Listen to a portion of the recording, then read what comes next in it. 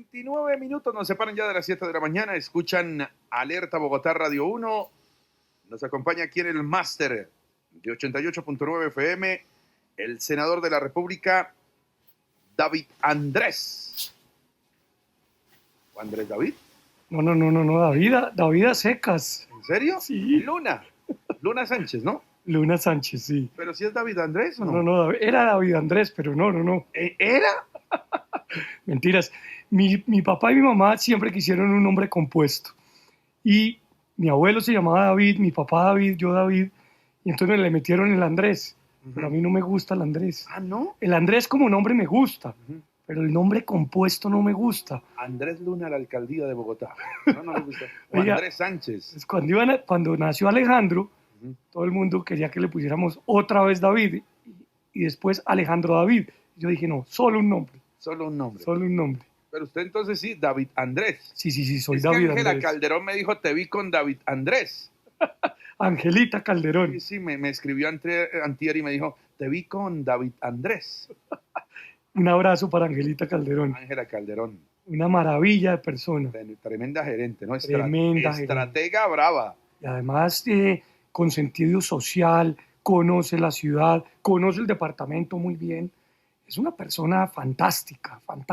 Gerenció la visita del Papa en Colombia, ¿no? Claro, yo trabajé con ella porque en ese entonces yo era ministro de Comunicaciones, ella gerenciaba ese ejercicio y nos tocó desplegar todo tipo de redes, pero también de cámaras. Bueno, en fin, eso fue un tema, un reto enorme. Sí, un reto enorme. Bueno, ya vamos a tener el espacio para hablar, querido senador, de tantos temas por los que le hemos invitado aquí. Hay que hablar del tema de salud, del tema de las vacunas, de la reforma, seguramente de la delincuencia, la extorsión que nos está golpeando en la capital de la República, el secuestro, también de la delincuencia juvenil, del ICBF, de ese rifirrafe entre administración distrital y gobierno nacional otra vez, porque no quieren recibir a los pelados que cometen delitos en este Campo Verde, ahí por los... Ya estamos hablando de todo esto. 6 de la mañana, 33 minutos, 6:33. David Luna, bienvenido de nuevo a esta su casa, Radio 1, 88.9 FM. Hablemos de la noticia más importante del momento en Colombia. Una declaración del ministro de Salud, Guillermo Alfonso Jaramillo, con referencia a las vacunas. Presumo que usted se vacunó contra el COVID-19. Presumo que su familia lo hizo. Yo hablo de la mía, todos vacunados, ninguno antivacuna. ¿Qué fue lo que dijo Guillermo Alfonso Jaramillo, el hoy ministro de Salud en Colombia y que ha generado tanta polémica en el territorio colombiano? No podemos ser factor de experimentación. Todos los que estamos vacunados, hoy, con excepción de los que cogimos Sinovac, yo tengo 3 de Sinovac. Toda la nueva tecnología es una tecnología y todas las vacunas entraron aquí sin permiso. Fuimos y nos convertimos en un experimento. Todos los colombianos que están vacunados sirvieron para el más grande experimento que se haya hecho en toda la historia de la humanidad. No podemos seguir experimentando con la comunidad colombiana, ni menos con los indígenas, con los negros y con los más pobres de este país, con los campesinos. ¿Cuál es su reacción frente a lo dicho por el ministro Guillermo Alfonso, que ahí creo que tuvo una falsa salida? Es simplemente el concepto particular de este servidor. Creo que se equivoca el ministro al hacer tal apreciación, porque yo entrevistaba cada vez que iba a arribar un lote de vacunas a Colombia al director del INVIMA. Y él nos contaba del proceso, de cómo se hacían las compras, los acercamientos, hasta donaciones tuvimos de algunos gobiernos de esas vacunas COVID.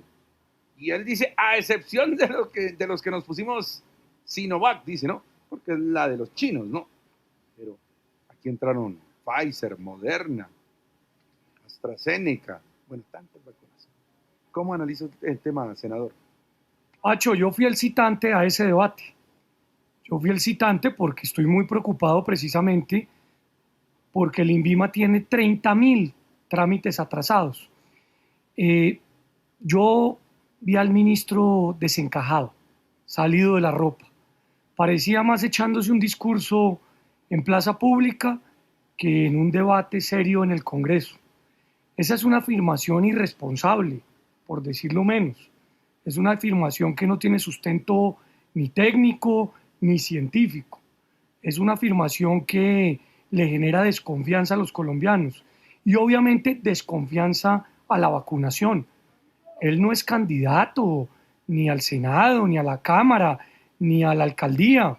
Él es el ministro de Salud, es un ministro de Estado. Y creo yo que cometió una equivocación enorme.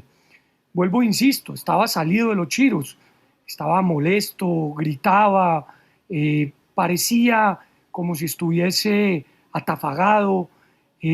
Yo no vi al ministro que conocía, entre otras porque a mí me insultó y a mí inclusive me calumnió. Y yo se lo dije con mucha claridad y con mucha mesura.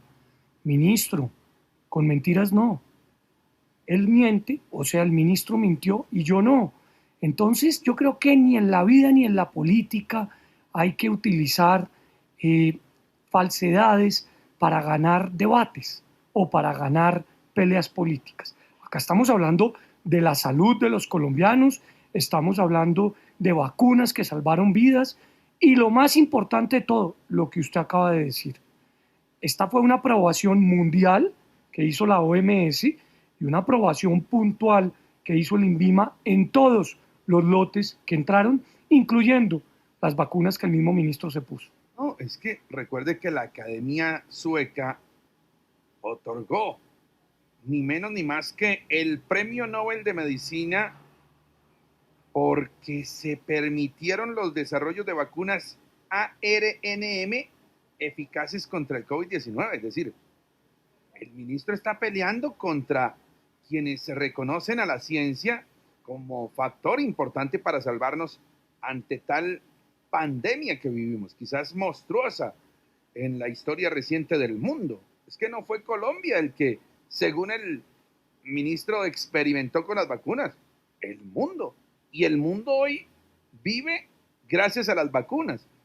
¿Qué hubiese pasado si el ministro de Salud fuera en ese momento Guillermo Alfonso Jaramillo manejando la pandemia?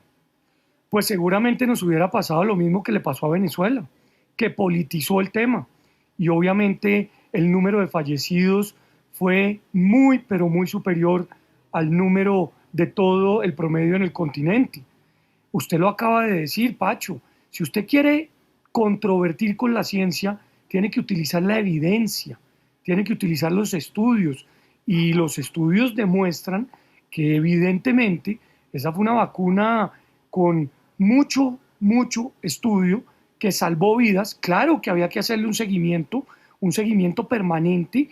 Había temas que mejorar y había temas que reconocer, pero la afirmación del pasado martes es una afirmación de verdad que no tiene ningún tipo de sustento y que lo que demuestra es que el cambio que prometió el presidente Petro se está quedando en eso, se está quedando en discursos, se está quedando en retórica, se está quedando en controversia, se está quedando en polarización. Mire, Pacho, el verdadero cambio es hacer, ejecutar. Y en este caso, pues los ciudadanos y los colombianos, y en especial los niños, lo que quieren es que el INVIMA pues resuelva los problemas de medicamentos tan complejos como el medicamento que combate el cáncer de mama o como el medicamento para las mujeres que es fundamental y que está agotado para enfrentar un parto o como el medicamento que en estos momentos pues puede evitar enfermedades y que está escaseado o lo que es peor agotado. Sí, eso quería preguntarle, porque usted convoca precisamente ese debate para hablar de escasez de medicamentos. Ese era el fondo, ¿no? El fin del debate. Sí, señor, ese era el fondo. ¿Estamos graves en Colombia? ¿No hay medicamentos? A ver, no hay que generar pánico, ni mucho menos hay que generar terror. Acá actuamos responsablemente. Como criticamos, reconocemos. Vamos por partes. Lo primero, el INVIMA sí tiene un rezago muy berraco. Estamos hablando de 30.000 trámites para la aprobación en la gran mayoría de medicamentos. De esos trámites hay unos particulares, 19, que pueden poner en riesgo la vida de los colombianos. Unos para enfermedades raras y otros que le acabo de mencionar, cáncer de mama y obviamente temas de parto y en algunos casos anticonceptivos. Esos trámites hay que tramitarlos de manera urgente para salvar vidas. Yo vi, a diferencia del ministro, un director encargado del INVIMA serio, mesurado, tranquilo, que dijo y reconoció su error y señaló que tenía un plan de choque y que con ese plan de choque iban a avanzar. Dos, hay un tema político muy difícil y es que el presidente Petro, desde el día que se posesionó, no ha nombrado en propiedad director del INVIMA. Y eso es un mensaje pues muy complejo, porque significa que no le interesa que los medicamentos sean aprobados. Los medicamentos salvan vidas. Esto no es un tema ideológico, esta no es una pelea contra los laboratorios. Claro que a los medicamentos hay que bajarles el precio, claro que a los medicamentos hay que hacerlos más accesibles, pero no se trata pues de una pelea ideológica. Tres, el INVIMA tiene un problema gravísimo desde el punto de vista de personal, que hay que resolver con personal, hay que ayudarle a esa entidad que toda la vida fue reconocida como técnica para que siga avanzando. Y cuatro, tiene un problema muy complejo en materia tecnológica, porque ha sido objeto de 2 ciberataques que prácticamente acabaron con todo su historial y que obviamente hay que avanzar. Entonces, para resumir, el INVIMA sí tiene un problema, sí hay problema de desabastecimiento en unos medicamentos puntuales y hay que sacar eso adelante porque esto no puede convertirse en una lucha ideológica. El cambio, el verdadero cambio es hacer. Y si algún paciente llega a fallecer por ausencia de medicamentos, pues es responsabilidad de quienes toman decisiones. Sí.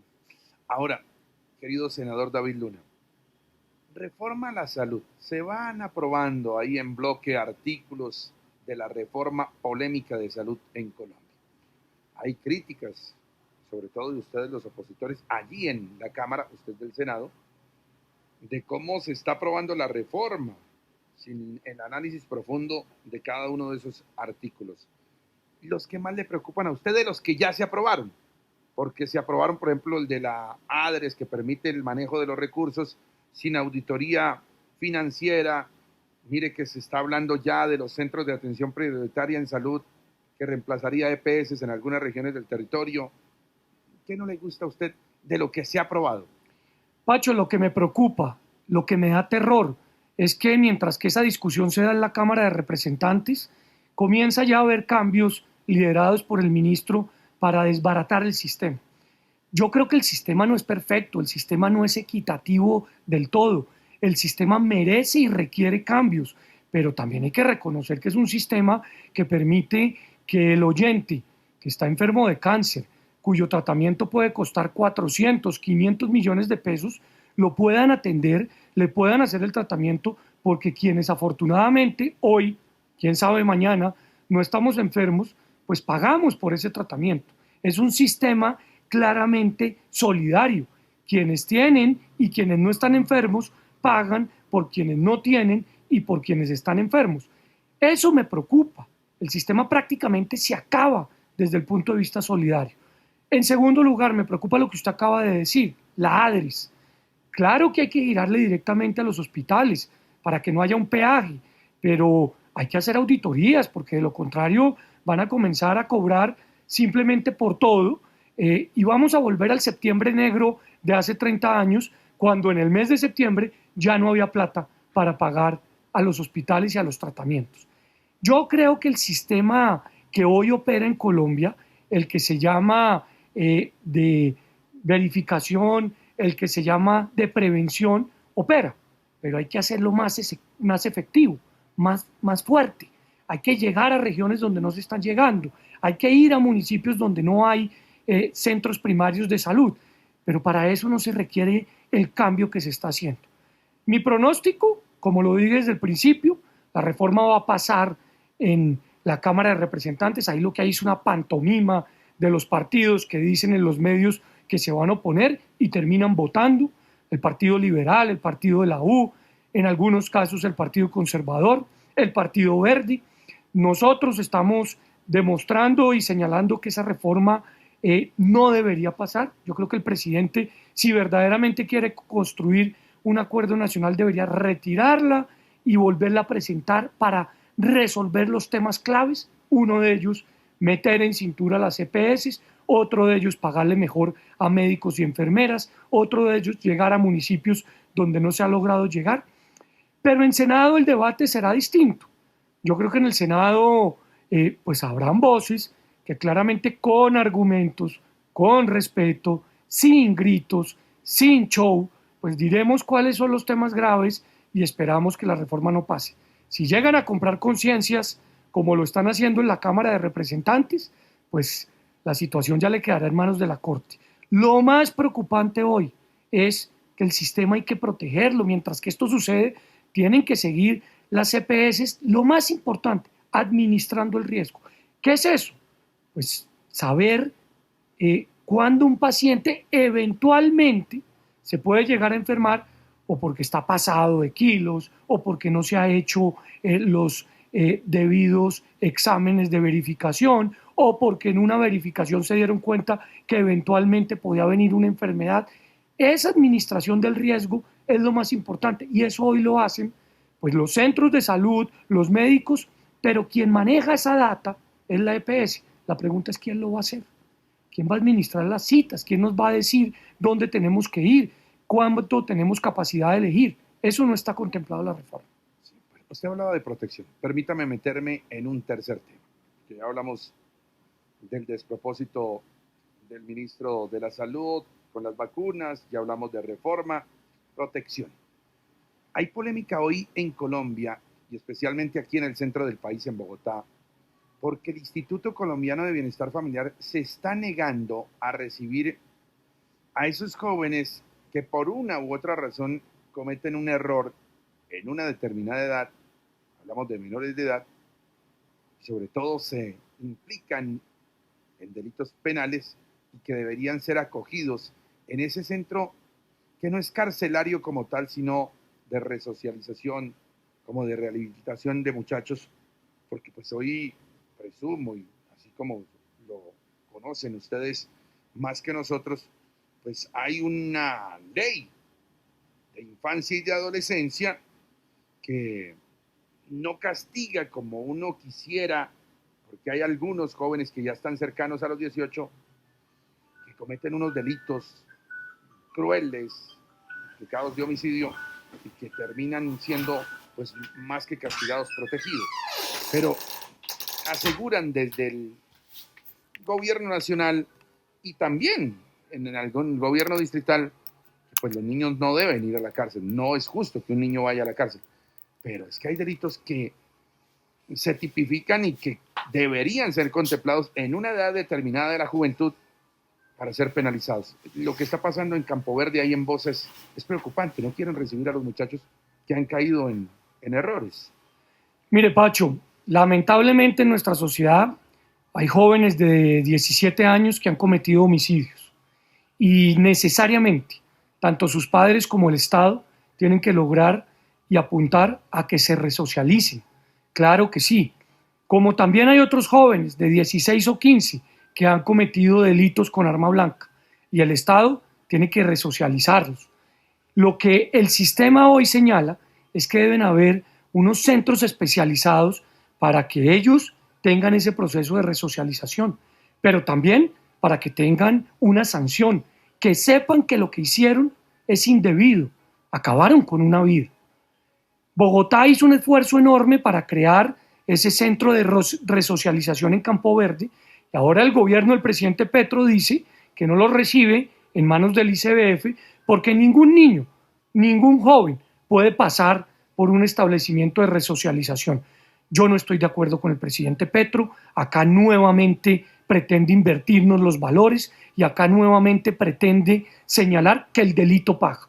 No, el delito no paga para nadie, sea un menor de edad o sea un mayor de edad. El delito siempre debe tener una sanción. La ley colombiana lo que dice es que para los menores de edad la sanción es totalmente diferente a la de un mayor de edad. ¿Por qué? Porque hay que explicarle al menor que cometió una equivocación y porque hay que ayudarlo desde el punto de vista psicológico y desde el punto de vista personal a que salga adelante, a que no lo vuelva a cometer. Petro lo que pretende es dejar a ese menor delincuente en la calle para que siga delinquiendo en virtud de que no va a tener ninguna reprenda, no va a tener ningún llamado de atención. Y a mí me parece que eso es un gravísimo error. Yo soy muy crítico de la alcaldesa Claudia López, usted lo sabe. Le he criticado particularmente su pobre o nulo manejo en materia de seguridad y de movilidad, pero en este caso le doy la razón. Ella tomó la determinación de hacer esa inversión, un centro además bien dotado, un centro con capacidad de generar mejores oportunidades, donde hay psicólogos, donde también hay buenas comodidades, pero los jóvenes que cometen delitos y que están asesinando a personas en la calle por robarse un celular, pues merecen claramente un proceso para resocializarse, pero también una sanción. Sí. Estamos hablando de delitos. Está disparada la extorsión en Bogotá, bueno, en Colombia. El secuestro express también. Ya hemos visto una serie de secuestros, inclusive de ciudadanos extranjeros. Esto de la extorsión a comerciantes que están cerrando negocios, en el caso de Bogotá, 4, 6 de la tarde, es muy preocupante, senador. Sí, totalmente preocupante, Pacho. Usted me invitó la semana pasada a que nos metiéramos en los temas de Bogotá, en que recorriéramos las localidades.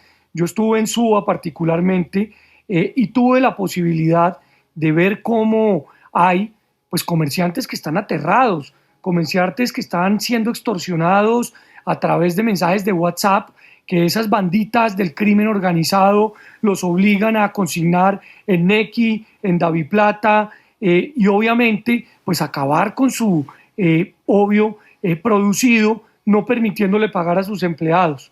Acá, obvio, tuvimos casos en esa localidad de Suba donde una comerciante de la localidad recibió una llamada de una mujer que le dijo que tenía información de que ella estaba involucrada en actividades ilícitas y la mujer le dijo al comerciante que si no pagaba 20 millones de pesos iba a denunciarlo a las autoridades. Obviamente el comerciante entra en pánico, denuncia afortunadamente ante el Gaula de la policía y ahí recibe la posibilidad de tener capacidad de reacción. Lo propio está pasando en la localidad de Kennedy. Un hombre se identificó como miembro de una banda criminal y el extorsionista le dijo al comerciante que tenía que pagar 50 millones de pesos o le iba a quemar el negocio y le iba a matar la familia.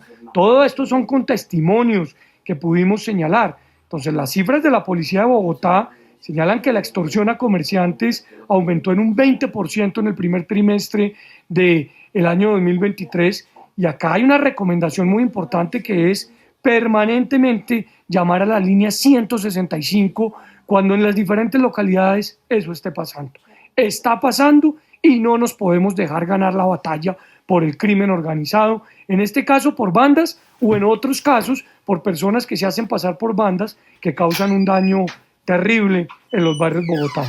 Increíble, increíble lo que está ocurriendo en materia de extorsión. Hablando de ganar, ¿cuánto queda el partido de hoy? ¿Usted que es hincha de Millos? Bueno, esperamos que Millonarios le gane hoy 2-1 al DIM, al Deportivo Independiente Medellín, porque quedaríamos cerca. No ganaríamos el campeonato, no entraríamos a los cuadrangulares, pero quedaríamos cerca. Sí. Sí, mire que Millonarios de ganar de visitante, opa, tremenda ventaja, ¿no? Tremenda. Sin embargo, allá los esperaremos en el Pascual. Es que el América puede que no esté vivo para entrar a los cuadrangulares, pero el daño que puede hacer en sus 2 últimos partidos como local es complejo, ¿no? Sí, hoy puede liquidar a Nacional y en el próximo, pues imagínense lo que puede ocurrir. Senador, gracias por estar aquí en Radio 1 Bogotá. Pacho, muchas gracias a todo este equipo maravilloso. Un abrazo. Cada día veo más flaco al ex gordo Lucho. Sí, ya no es gordo. No. No sé cómo llamarlo de aquí en adelante. Oiga, pero por ejemplo, el gordo me contó un día que fue a un examen médico y le dijeron, papito, si no baja 30 kilitos va a tener problemas de salud. Uh-huh. Eso es prevención, pero gracias a Dios existe, porque si uno no tiene la posibilidad de que el médico lo vea, pues entonces no tiene la posibilidad de reaccionar. Es cierto. ¿Se peluquea hoy? Sí, hoy voy para la peluquería. Uh-huh. Sí. Se peluquea ahí en Mártires, ¿no? Sí. Mártires, ahí en el centro. Exactamente. La última vez que me peluqueé y por eso no he vuelto, me peluqueé en Apulo. como a 35 grados de temperatura. Sí, lo vi ahí en las redes sociales. Sí. Sí. ¿Cuánto le costó ese corte ahí en Apulo? 12.000. 12.000. Lo mismo que me vale aquí a la vuelta. ¿Usted se peluquea acá cerca? Sí, es que aquí está el estilista al lado de RCN. Estamos aquí al lado, ahí vamos todos. El único que no va es Palau, que todavía confía en Pedro por allá en Bosa. Yo pensé que iba a Norberto. No, hombre. No aguanta, no tengo salario de senador. No, Palau. 7 de la mañana en punto en Radio 1 Bogotá.